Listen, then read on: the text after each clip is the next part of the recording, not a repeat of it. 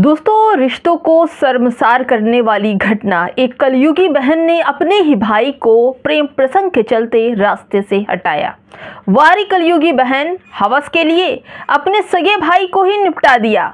यह मामला उत्तर प्रदेश के मैनपुरी से है। एक युवक करण मिश्रा अपनी बहन को छोड़ने ससुराल गया था। करण के जीजा पुणे की एक आईटी कंपनी में जॉब करते हैं, इसलिए बहन मैनपुरी के किशनी में अकेली ही रहती थी। रात ज़्यादा हो जाने की वजह से भाई के दिल में मोहब्बत कि मेरी बहन अकेले कैसे जाएगी, इसलिए वो रात को उसे उसके घर छोड़ने चला आया। रात ज़्यादा होने की वजह से करण अपनी बहन के ससुराल में ही रुक गया। दोस्तों, रात 1 बजे किचन से कुछ अजीब आवाज़ आई तो उसने वहां जाकर देखा तो उसका नज़ारा देखकर वो स्तंभ रह गया, देखता रह गया। समझ ही भी नहीं आया कि आखिर किया क्या जाए। करण की आंखें फटी की फटी रह गई। आखिर उसने वहां क्या देखा, पूरी खबर बताने जा रही हूँ। नमस्कार, आप देख रहे हैं बामसेफ न्यूज़ और मैं हूँ आपके साथ शैला।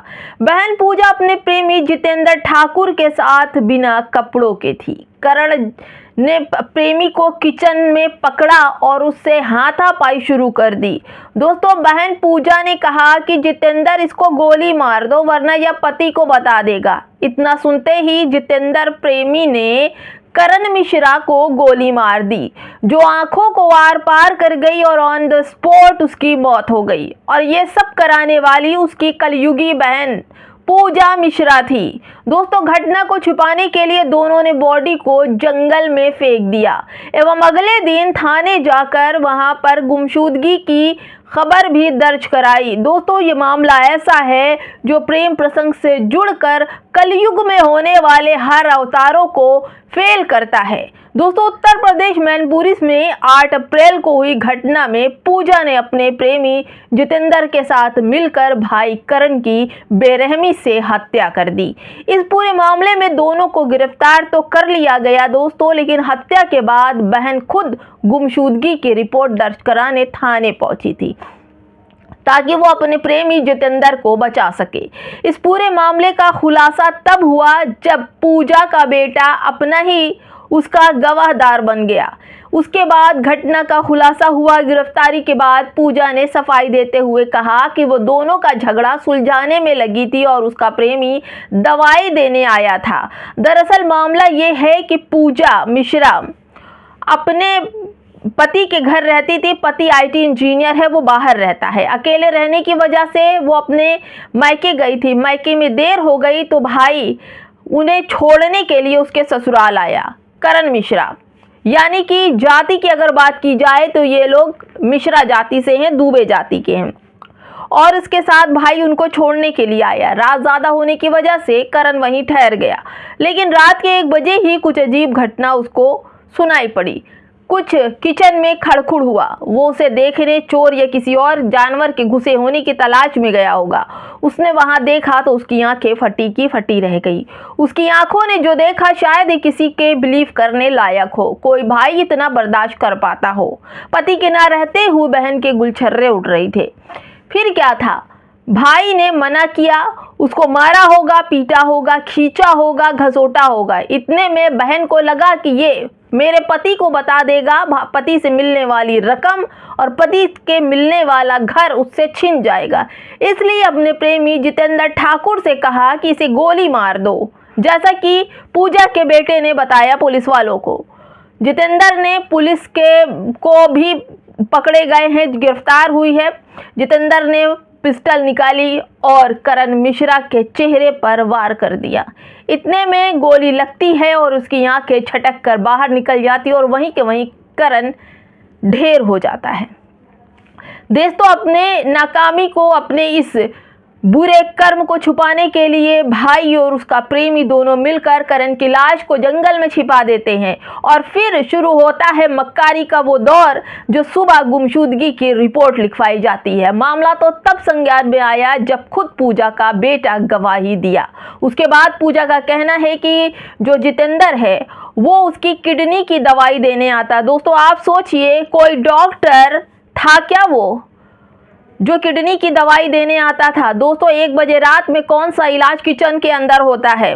और इस वजह से करण की जान चली गई। दोस्तों, कलयुग का ज़माना। अभी हाल ही में आपने देखा कि प्रियंका नाम की एक महिला ने चोरी डकैती के इल्ज़ाम में, खुद वो पुरोहित है, अपने ही पति की हत्या कर देती है। कृष्ण नाम था उसका।